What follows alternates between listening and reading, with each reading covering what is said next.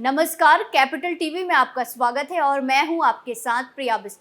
ममता बनर्जी के लिए आज की सुबह बाकी दिनों से बहुत अलग रही है, क्योंकि पश्चिम बंगाल की सरकार जो घोटालों की सरकार बन गई है, उस पर एक बार फिर से ईडी का चाबुक चलना शुरू हो गया है।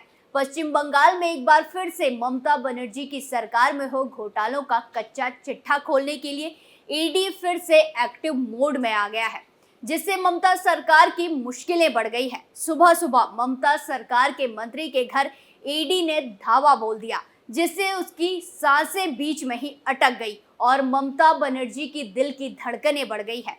ईडी के एक्शन से एक तरफ ममता सरकार में हड़कंप मचा हुआ है, तो दूसरी तरफ ईडी ने अपनी कार्रवाई के दौरान ऐसे धमाकेदार खुलासे किए हैं, जिसने ममता सरकार की नींद उड़ा दी है। क्या है पूरा मामला और क्या क्या सनसनीखेज खुलासे हैं ईडी ने किए, आपको एक एक करके बताते हैं। ममता सरकार के मंत्री पर एक्शन, ईडी ने कसा ज्योतिप्रिय मल्लिक पर शिकंजा। ईडी के एक्शन से ममता सरकार में हड़कंप, राशन वितरण घोटाले में ईडी का तगड़ा एक्शन। विधानसभा चुनावों को लेकर एक तरफ पार्टियां अपनी तैयारियों में जुटी है, तो दूसरी तरफ लोकसभा चुनावों को लेकर विपक्षी पार्टी आपस में ही अपना सिर फोड़ रही है। इन सब के बीच में पश्चिम बंगाल की सीएम ममता बनर्जी के पूर्व मंत्री पर ईडी ने तगड़ा एक्शन कर लिया है, जिससे ममता सरकार में हड़कंप मच गया है। दरअसल पश्चिम बंगाल राशन वितरण घोटाले मामले में प्रवर्तन निदेशालय यानी कि ईडी एक बार फिर से सक्रिय हो गई है।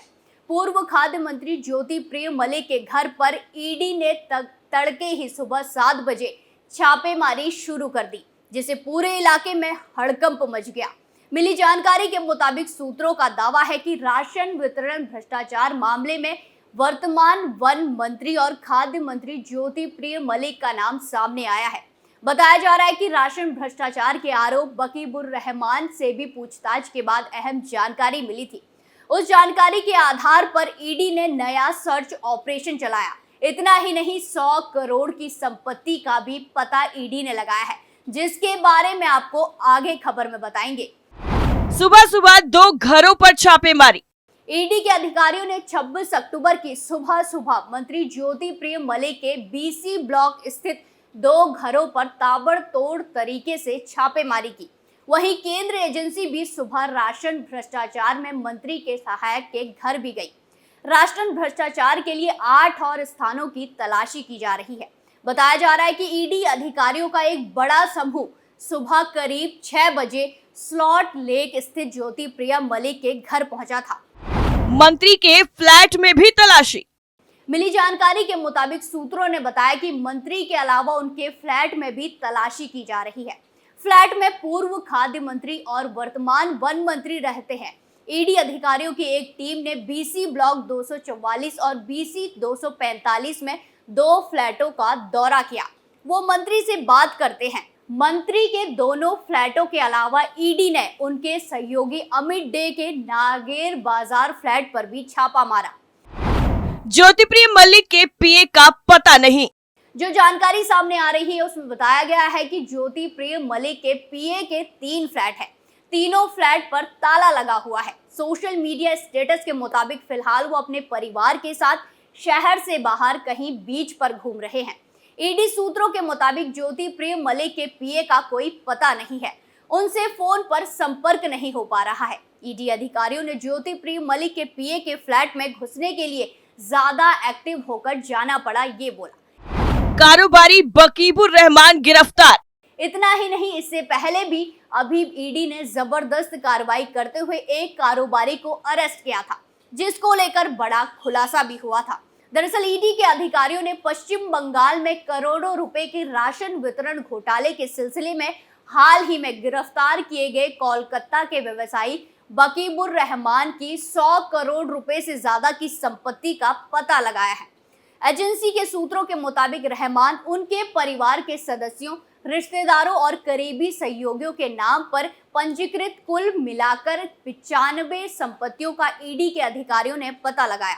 इन संपत्तियों का संयुक्त मूल्य 100 करोड़ रुपए होने का अनुमान है। जांच से ये भी पता चला है कि जो संपत्तियां ईडी के सदस्यों, रिश्तेदारों और करीबी सहयोगियों के नाम पर रजिस्टर्ड थी, उसके पीछे असली पैसे का निवेश रहमान ने ही किया था।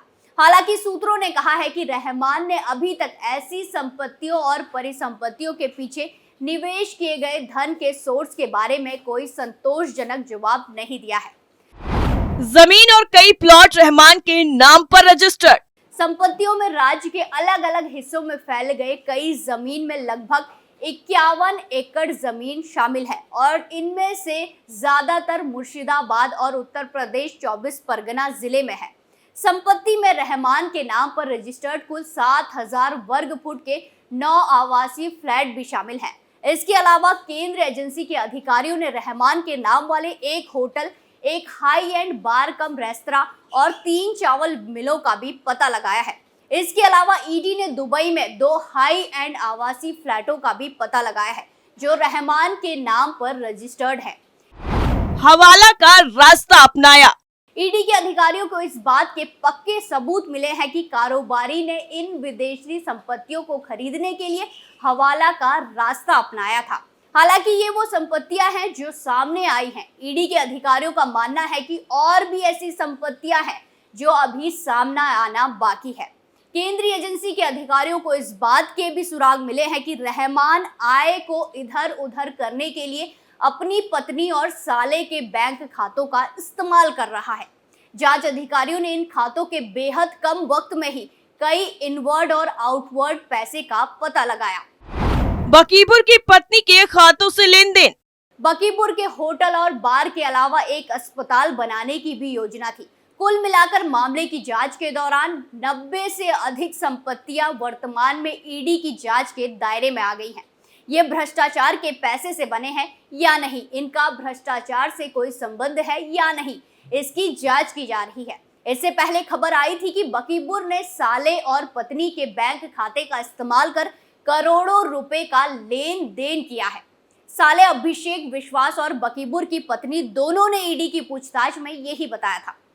अब ईडी इस पूरे मामले में सारे एंगल तलाश रही है कि आखिर ये धन कुबेर है कौन।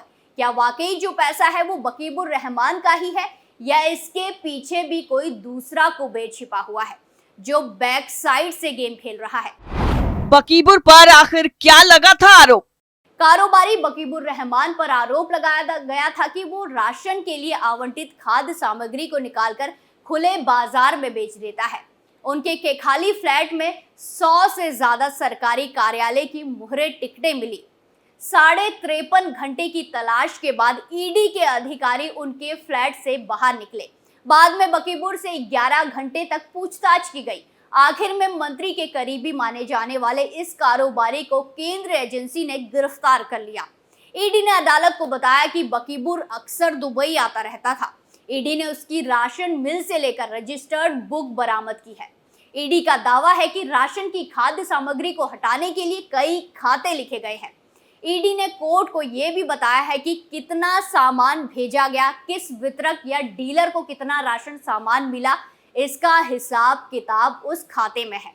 कईयों के हस्ताक्षर भी हैं, यानी बकीबुर रहमान पर कसे शिकंजे के बाद में ममता बनर्जी के पूर्व मंत्री पर ईडी का शिकंजा कसना शुरू हो गया है। पहले भी हुई है छापेमारी। अभी हाल ही में ममता बनर्जी की सरकार पर ईडी का शिकंजा कसा था। दरअसल पश्चिम बंगाल में सीबीआई और ईडी लगातार ममता बनर्जी की मुसीबतें बढ़ा रही है। शिक्षक भर्ती घोटाले में ममता बनर्जी के शिक्षा मंत्री पार्थ चटर्जी से लेकर उनके कई करीबी नेता जेल भेजे जा चुके हैं। इसी बीच अब सीबीआई ने नगर पालिकाओं में करोड़ों रुपए की भर्ती के मामले में जांच तेज कर दी है। इसी बीच पश्चिम बंगाल के मंत्री और कोलकाता के मेयर फिरहाद हकीम के आवास पर तलाशी ली गई। इसी जांच के सिलसिले में सीबीआई अधिकारियों की एक दूसरी टीम तृणमूल कांग्रेस के विधायक मदन मित्रा के आवास पर पहुंची। उनके आवासों की बाहरी रिंग को केंद्रीय सशस्त्र पुलिस बलों ने पूरी तरह से घेर लिया था।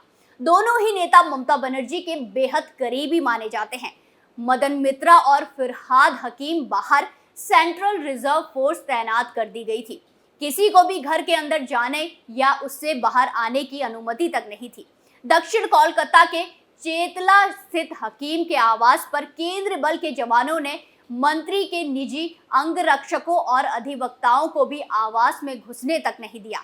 अब एक बार फिर से ममता बनर्जी की सरकार के मंत्रियों और पूर्व मंत्रियों पर ईडी का ताबड़तोड़ एक्शन जारी है, जिससे ममता सरकार की मुश्किलें बढ़ गई हैं। इस स्पेशल स्टोरी में अभी के लिए इतना ही। बाकी तमाम खबरों के लिए देखते रहिए कैपिटल टीवी। नमस्कार।